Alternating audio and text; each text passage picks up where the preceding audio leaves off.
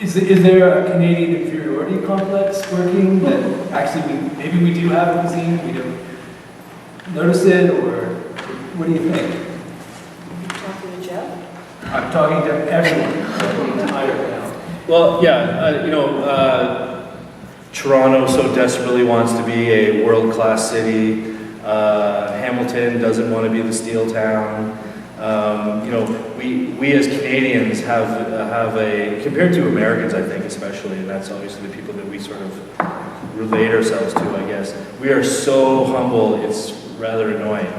And so, yeah, I think you're right about our personality in general as Canadians, which defines us, I think. Obviously that's why we're also one of the most well-liked countries in the world. But I don't think that's the issue here. I do believe that we have yet to develop a cuisine. We have products, we have butter tarts and tourtière. Like, we can name all these things that are like quintessential Canadian. But I really believe it just takes a long time to establish. And I also do feel strongly about the peasant development of the cuisine and the nobility peasant. And we are never going to have nobility. We barely have fine dining, like really, because our chefs have been pushed so far to really develop these really incredible restaurants as well. So we're getting there. So I don't feel the inferiority complex. I feel quite confident about us and what we're doing. But I really think it's a time thing and a little bit of organization. I think communication is one big thing that's lacking too. Again, in harking back to when Northern Bounty occurred, there was really only one food publication at that point, and I think it might have been already in publication, Canadian Living Food. The PC magazine was sort of the last really serious national kick at the culinary can. But after that, we've had no way of communicating other than Food Network, which doesn't tend to be rooted in culinary expertise in terms of, and they're great for promoting, but understanding Canada, the land, it doesn't happen. There's also very high production costs. So we have no national culinary press. And that's another extraordinarily big, it makes a huge impact on Canadians understanding Canadians. The fact that your publication should indeed be read from coast to coast, and perhaps the online world is where we're going to go with it. I do hope so. But until such time as we actually have a national presence that everyone is accessible, rather democratic, then we will not ever really develop a full-fledged appreciation of who we are as a culinary nation.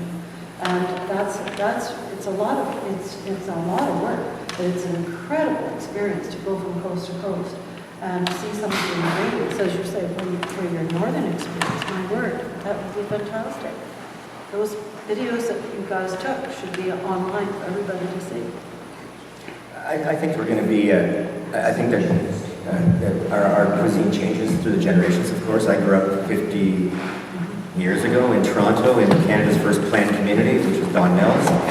And pretty quickly, not that they were Stratford-wise at all, but it seems that everybody in the community had the same meals on. You could walk into a neighbor's house and you were having meatloaf with mashed potatoes, you'd have roast chicken, and what your parents passed disappeared pretty quickly, and the cuisine within the area the